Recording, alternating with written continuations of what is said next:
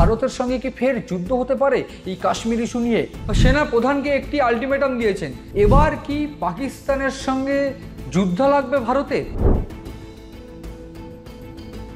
CN ডিজিটালে আপনাদের স্বাগত। নমস্কার, আমি মণি ভট্টাচার্য। পাকিস্তান এবং ভারতের যে কাশ্মীর ইস্যু নিয়ে যে পরিস্থিতি, সেই পরিস্থিতি নিয়ে কিন্তু একটা গুরুত্বপূর্ণ বিষয় সামনে আসছে এবং যে বিষয়ে নজর রাখা ভীষণ গুরুত্বপূর্ণ।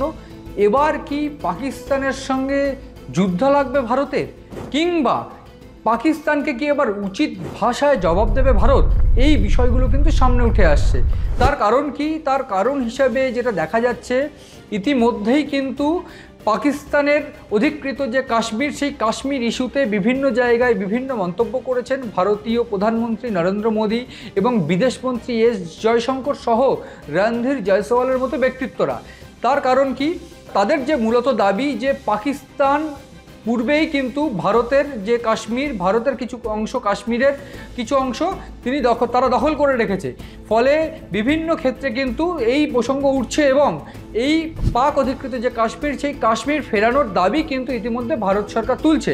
এবং সবথেকে গুরুত্বপূর্ণ, শুধু ভারত সরকার নয়, প্রধানমন্ত্রী নরেন্দ্র মোদী কিন্তু ইতিমধ্যেই এই কথা বলেছেন এবং পাকিস্তানকে কড়া ভাষায় আক্রমণ করেছেন।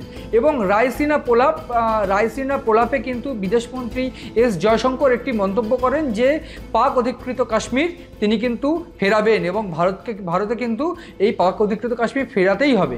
I think the part we are waiting for is the return of the stolen part of Kashmir, which is on the under illegal Pakistani occupation. When that's done, I assure you, Kashmir solved. এইবার সবথেকে গুরুত্বপূর্ণ যে বিষয় সামনে আসছে সেটা হচ্ছে এই যে পাকিস্তানের আভ্যন্তরীণ পরিস্থিতি। এই পাকিস্তানের আভ্যন্তরীণ পরিস্থিতি কিন্তু দিনের পর দিন আরও তলানিতে যাচ্ছে। তার কারণ যে গোটা বিষয়ের দিকে নজর রাখছি আমরা, যে পাকিস্তানে কিন্তু সূত্রের যে খবর এসে পৌঁছচ্ছে এবং এক্সপার্টদের মারফত যে খবর এসে পৌঁছচ্ছে যে ইতিমধ্যেই কিন্তু পাকিস্তানের বিভিন্ন সেনাকর্তারা তারা কিন্তু সেনা প্রধানকে একটি আলটিমেটাম দিয়েছেন যে সেনা প্রধানকে কিন্তু পদ ছাড়তে হবে। তার কারণ মুনিরের বিরুদ্ধে কিন্তু বিভিন্ন অভিযোগ উঠছে যে তিনি কিন্তু 1971-এর যে পরিস্থিতি তৈরি হয়েছিল ভারতের সঙ্গে, পাকিস্তানের যে পরিস্থিতি তৈরি হয়েছিল, সেই পরিস্থিতি কিন্তু ফের পাকিস্তানে হতে চলেছে। এই ধারণা কিন্তু বা এই আশঙ্কা কিন্তু পাকিস্তানের বিভিন্ন সেনারা করছেন। এবং শুধু তাই নয়, সবথেকে গুরুত্বপূর্ণ যে বিষয়, যে এই পাকিস্তানের যে সেনাপ্রধান, তার বিরুদ্ধে কিন্তু অভিযোগ উঠছে তার যে প্রক্রিয়ায়, তার যে শাসনে কিন্তু পাকিস্তানের অর্থনীতি তলানিতে গিয়ে পৌঁছেছে। এবং এই যে জাফর এক্সপ্রেসের মতন যে ঘটনা, যে বালুচিস্তান কিন্তু প্রত্যক্ষ বা পরোক্ষভাবে দাবি তুলছে যে তারা স্বাধীনতার দাবি তুলছে। ফলে কিন্তু পাকিস্তানের যে আভ্যন্তরীণ চাপ, সেটা কিন্তু সৃষ্টি হয়েছে এবং পাকিস্তানের উপরে যে চাপ, ভারত কিন্তু একটা চাপ ইতিমধ্যেই সৃষ্টি করছে। এক প্রকার বলা চলে পাকিস্তান কিন্তু এই জাফর এক্সপ্রেসের ঘটনায় ভারতকে দায়ী করছে কোথাও গিয়ে। তার কারণ ভারত, তাদের দাবি যে দুবাইতে বসে এই জাফর এক্সপ্রেসের যে মতো ঘটনা তারা কিন্তু ভারত ঘটিয়েছে এবং তাকে বালুচিস্তানকে প্রত্যক্ষ বা পরোক্ষভাবে মদত দিচ্ছে ভারত। এই অভিযোগ কিন্তু পাকিস্তানের তরফ থেকে করা হয়েছে। শুধু তাই নয়, এই যে বর্তমান পরিস্থিতি, সম্প্রতি রাষ্ট্রসংঘের শান্তি বৈঠকে কিন্তু ভারতের যে স্থায়ী সদস্য তিনি কিন্তু একটা মন্তব্য করেছেন পাকিস্তান যে ভারতের যে অংশ, কাশ্মীরের যে অংশ পাকিস্তান দখল করে রেখেছে, সেটা কিন্তু তাদের ফেরাতে হবে। সবথেকে উল্লেখযোগ্য যে বিষয়, ভারত এই যে হুঁশিয়ারি দিচ্ছে, চরম হুঁশিয়ারি, বারবার এই যে হুঁশিয়ারির মুখে পড়ছে পাকিস্তান, সেই হুঁশিয়ারি কিন্তু কোথাও গিয়ে পাকিস্তানের অভ্যন্তরীণ যে জায়গা, যে পাকিস্তানের অভ্যন্তরীণ রাজনীতিতে কিন্তু ধাক্কা দিচ্ছে। তার কারণ পাকিস্তান কিন্তু জানে যে বেশ কয়েকবার ভারতের সঙ্গে যুদ্ধ হয়েছে বা ভারতের সঙ্গে মুখোমুখি সংঘাত হয়েছে, তাতে কিন্তু তারা সমুচিত জবাব পেয়েছে। যেটা হিসেব করলে দেখা যাবে 1947, 48, 65, 71, 99 সব ক্ষেত্রেই কিন্তু ভারত তাদের সমুচিত জবাব দিয়েছে এবং তাদের উচিত জবাব দিয়েছে। এবার কি সেই আমরা সম্প্রতিও বেশ কয়েক বছর আগেও দেখেছি পাকিস্তানের বিরুদ্ধে সার্জিক্যাল স্ট্রাইক করেছেন নরেন্দ্র মোদী।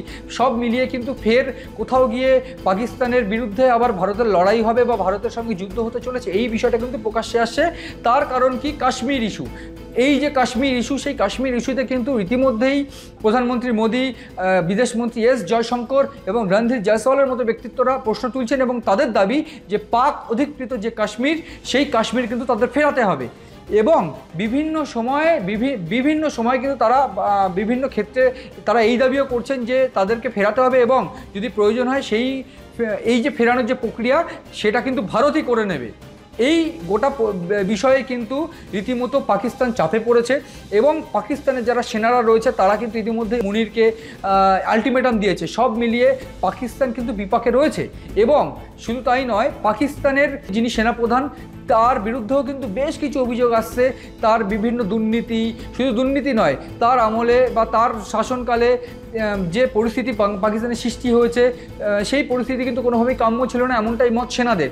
সুতরাং এই ভারতের যে কাশ্মীর ফেরতের ইস্যু এবং পাকিস্তানের এই গোটা পরিস্থিতি সব মিলিয়ে কিন্তু পাকিস্তানকে চাপেই রাখছে এবং প্রশ্ন উঠছে কোথাও গিয়ে ভারতের সঙ্গে কি ফের যুদ্ধ হতে পারে এই কাশ্মীর ইস্যু নিয়ে পাকিস্তানের, এবং সেই যুদ্ধ যদি হয় সেক্ষেত্রে পাকিস্তানের পরিস্থিতি বা পাকিস্তানের ফলাফল কি হবে, বা পাকিস্তানের সামরিক এবং পাকিস্তানের গোটা পরিস্থিতি কোন জায়গায় গিয়ে দাঁড়াবে। তার কারণ পাকিস্তানের সামরিক দিক থেকে কিন্তু তারা রীতিমতো লণ্ডভণ্ড। তার কারণ এই যে সেনাদের যে বিক্ষোভ, সেনাদের যে অন্তর্দ্বন্দ্ব সেটাও প্রকাশ্যে এসেছে এবং সেনাপ্রধানদের বিরুদ্ধে যে অভিযোগ সেই অভিযোগ কিন্তু সামনে এসেছে। সব মিলিয়ে পাকিস্তানের সঙ্গে যদি ভারতের যুদ্ধ হয় তাহলে পাকিস্তানের পরিস্থিতি যে খুব খারাপই হবে সেটা কিন্তু বারবার করে স্পষ্ট হয়েছে। আমরাও গোটা পরিস্থিতির দিকে নজর রাখছি, আপনারাও চোখ রাখুন সিএন ডিজিটালের পাতায়।